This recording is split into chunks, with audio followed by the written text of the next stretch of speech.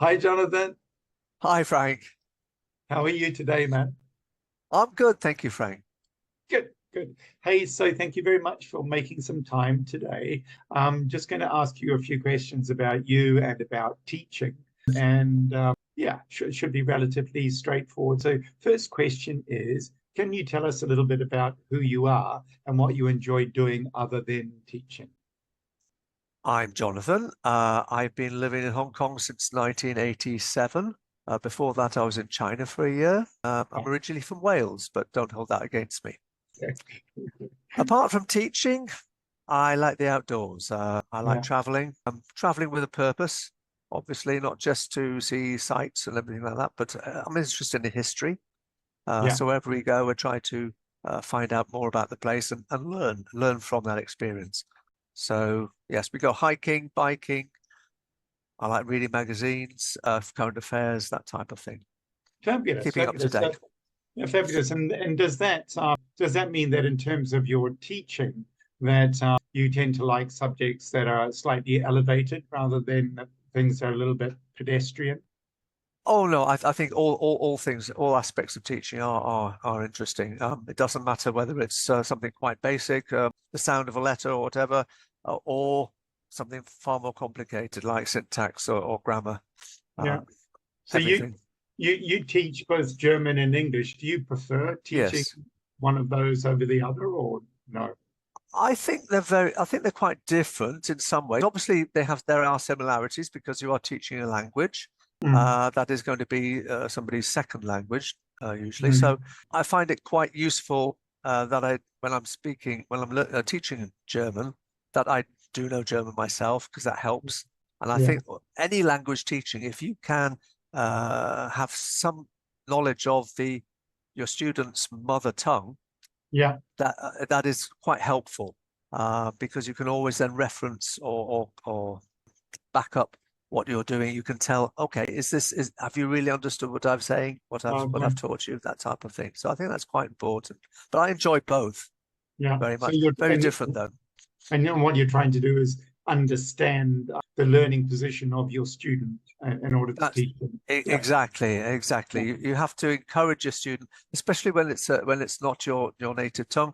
You have to or native language. You have to be able to create a positive environment for the student, that the yeah, student is not embarrassed about making mistakes. yeah. You know that we all make mistakes, and they need to No, no, no, be no. encouraged. I don't make mistakes.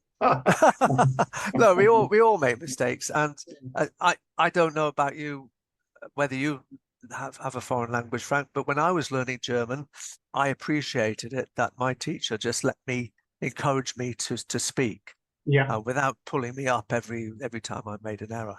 yeah. And so then the when you were learning, you felt that the teacher understood you and was guiding you in a way in which you could learn. Yeah. I would say that obviously things have moved on since I was I was in school. I Yeah. think that the teaching methods now are much better than they were before. They Mm. encourage much more participation, much more positive and student-based learning. I think is a real improvement on what I experienced. But you'll remember the teachers who made an impression on you. They Mm. were the ones who were interested in you as well as the Yeah. subject. Yes, the Yeah. teacher has to be interested in the subject, Of course. but he Mm. also has to have an interest in the student. And Yeah.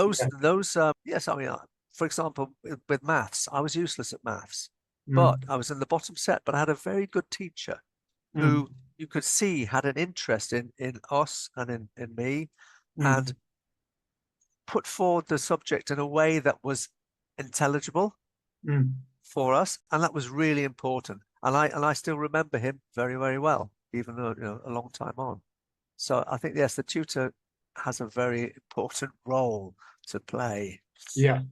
And I think we can say that a number of your students will look forward to remembering you because I know they report very positively on Oh, you at the moment, which is really, really, really nice. It's lovely, that's lovely. actually. Yeah, yeah. Yeah. So just if I can step out of the teaching conversation just for a little moment. Is there something in your life as a teacher or as a student or just as a person that was particularly humorous that you want to tell us about? Certainly. In my teaching, I had a little, I thought about this. I had a little chap who was, he was 5 at the time, and Yeah, he loved the sort of the emergency services. So we had these sheets with fire engines and police and all this type of thing, and you yeah, know, and one of the things was handcuffs for the yeah, police. Yes. So then I'm doing a picture thing with him, identifying the word, matching the word up with a picture on a board, and there's a picture of a wedding ring. yeah. I said, what's this then here? And he goes, handcuffs. This little 5-year-old chap, you know, with a wedding ring and handcuffs, making that connection. Obviously, unknowingly, that was the amusing part of it. Oh, that's great. That's great. Yeah. My nephew's daughter, you instead of saying sanitizer, she said sanitizer. So when she's washing her hands, she doesn't say sanitizer, I'm going to sanitize them or you sanitize them. She says, Right. I'll sanitize. That's I'll wonderful. sanitize. Lovely. Yeah, Yes, exactly. Those type of it's wonderful. So she's coined a word, yeah. mother tongue's English. And of course, you kind of have that right, don't you? So that's thank you very, very much for telling us about you and about teaching. Can I conclude by asking why you think it's important that the teacher and the student have common goals in the learning environment?